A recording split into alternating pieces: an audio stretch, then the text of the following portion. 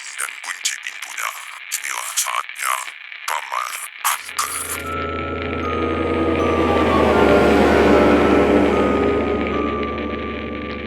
Halo semua, balik lagi sama gue Dimas, editor dari 33 Club yang lagi luntang-lantung di segmen yang gue kasih nama Kamar Angker, tempat kita ngobrolin horor. Hari ini tentu saja gue pengen ngebahas salah satu dari dua film horor gede yang hype-nya kedengeran dari tahun baru lalu, Siksa Kubur. Gila ya emang Joko, tahu aja cara bikin filmnya diobrolin. Tapi sebelumnya ngobrolin filmnya tentu aja gue kasih warning dulu. Review film ini berspoiler, jadi ya kalau nggak mau dispoilerin silahkan pergi dulu, yang mau dispoilerin silahkan masuk. Jujur gue rada kaget ya begitu habis nonton filmnya, karena Joko Anwar akhirnya berhasil membuat gue takut sama sesuatu. Panti jompo, sama mesin cuci. Kita bahas per babak kali ya biar enak. Babak pertama itu kita diperkenalkan sama karakter utamanya yang masih kecil. Sita yang diperankan sama Widuri Putri dan saudaranya Adil yang diperankan sama Muzaki Ramadan.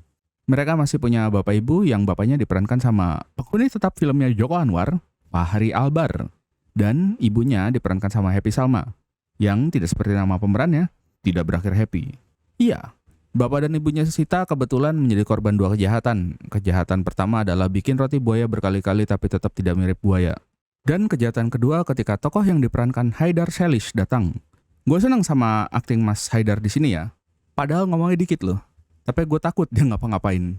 Setelah dia minum gak bayar dan ngasih mixtape ke Adil, yang sepertinya kaget baru kali ini dia dikasih mixtape sama mas-mas.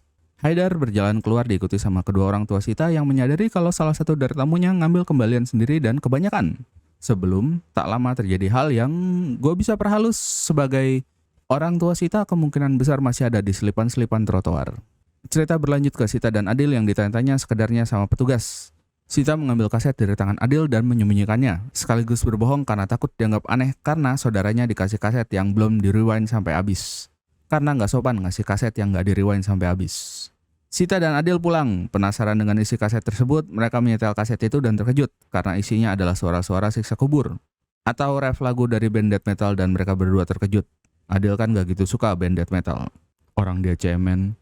Beberapa bulan kemudian kita bisa melihat Sita yang makin galak, mulai suka ngelawan kalau dibilangin orang tua, terutama gurunya. Kita diperkenalkan sama penjahat yang suka sama anak kecil.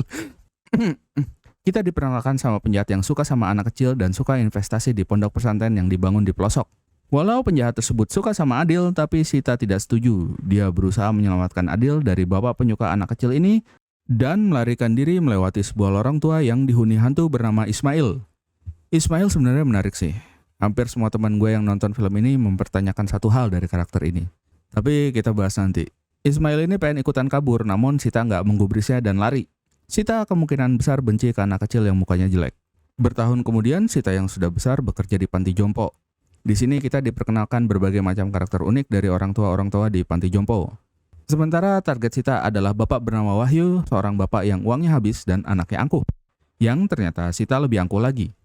Sita bekerja di sini dengan satu tujuan, mendekati Wahyu yang dia yakin adalah bapak yang suka anak kecil bertahun lalu. Babak kedua diawali dengan meriah dari Wahyu yang memutuskan untuk menyebarkan isi pikirannya ke gorden di belakangnya. Sita sangat excited mengetahui ini dan meminta Adil untuk mengubur dirinya bersama pendosa ini. Namun sebelumnya Adil yang teringat masa lalu di mana dia sempat bertemu dengan bapak penyuka anak kecil ini, teringat kejadian ketika dia berada di dalam mobil dan mabuk darat. Sehingga dia kembali muntah-muntah ketika menyiapkan mayat Wahyu untuk penguburan. Sita akhirnya menyaksikan live sisa kubur dari tempat yang VIP banget. Namun, ternyata Sita yang ketiduran harus merasa kecewa karena nggak ada yang terjadi.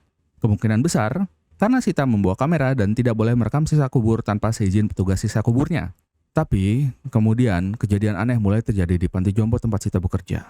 Seperti misalnya, kenapa tidak ada WC di dalam kamar VIP seperti milik Wahyu dan kejadian-kejadian lainnya.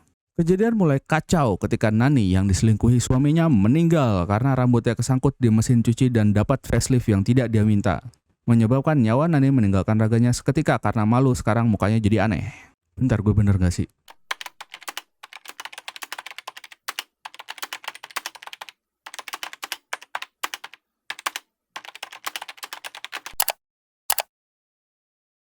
Oke, gue bener. Sita membawa rekaman dari siksa kubur Pak Wahyu ke TV dan kecewa karena dia salah bawa memory card. Setelah marah-marah sebentar, Sita tidak melanjutkan perbincangannya dengan penyiar TV tersebut. Membuat acara TV-nya otomatis dead air dan terpaksa ditambal dengan siaran ulang film Warkop. Tapi ternyata kelakuan Sita itu malah viral di internet. membuat masyarakat yang gampang kemakan isu mulai ngaku-ngaku mereka punya rekaman sisa kubur yang jelas palsu. Karena gue sangat yakin kalau lu gak punya temen atau saudara penggali makam kayak Sita, akan sangat aneh sekali ngomong ke tukang gali makam, "Pak, saya nitip alat perekam bareng sama mayatnya ya. Tapi ntar sejam 2 jam lagi saya mau gali lagi." Babak ketiga adalah babak yang paling banyak dipertanyakan. Pertama adalah kenapa Sita kembali ke kuburan Wahyu. Jawabannya gampang, karena kalau pergi ke kuburan lain, aneh. Kemudian adalah kenapa Ismail perlu diselamatkan dan apa hubungan dia dengan sisa kubur Sita. Ini pertamanya gue juga bingung. Kenapa karakter Ismail sepenting ini? Tapi ternyata setelah gue pikir lebih dalam, cara berpikir gue yang salah. Siapa Ismail sebenarnya? Nggak penting. Yang penting itu, apa yang dia representasikan? Dari namanya kita udah bisa tahu. Ismail. I smile. I smile. Sebuah kata dari bahasa Inggris yang artinya saya tersenyum. Ismail itu merupakan representasi dari senyuman Sita yang seumur hidup jutek. Guna mengembalikan senyuman Sita, Ismail harus diselamatkan. Oke, jawaban serius. Gue rasa Ismail ini memang representasi dari regret dari Sita di masa lalu. Dan ketika dia menyelamatkan Ismail, dia berdamai dengan regretnya tersebut. Sama ketika dia merelakan orang tuanya di luar toko roti. Apakah ini sisa kubur Sita? Menurut gue iya.